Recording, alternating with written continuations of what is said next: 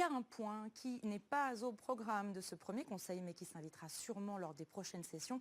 C'est celui, vous le savez, des caméras de surveillance installées dans la ville. Si Éric Piolle désire plutôt les voir disparaître, ça n'est pas du goût de l'opposition. Jérôme Ducrot et Dominique Bourget. Une chose est sûre, ni les caméras de la Sémitag, ni celles de la protection des bâtiments ne seront démantelées. Sur la sellette, la vidéosurveillance de l'espace public mise en place par la municipalité précédente. Selon les informations du nouveau maire, il y en aurait 52 dans Grenoble, dont un tiers serait défectueuse.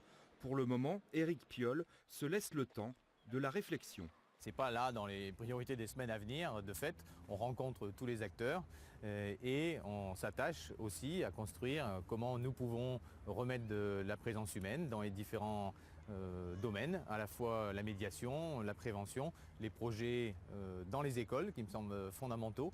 Donc c'est à cela que l'on s'attache. Et en termes de tranquillité publique, la seule décision que nous ayons prise et qui était clairement affirmée dans notre campagne, c'est de ne pas armer la police municipale. Une pétition pour la sécurité des Grenoblois vient juste d'être lancée par l'opposition. Ces derniers pensent que le nombre de caméras n'est pas suffisant. Tous les professionnels de la sécurité témoignent qu'elle permet la résolution d'un certain nombre de dossiers. Donc il faut la développer, il ne faut pas l'opposer à la présence humaine, c'est la conjugaison de la vidéosurveillance et de la présence humaine qui permet de lutter davantage contre l'insécurité. Et donc vouloir écarter cet outil qui a fait ses preuves, c'est faire preuve d'idéologie, ce n'est pas servir l'intérêt des Grenoblois.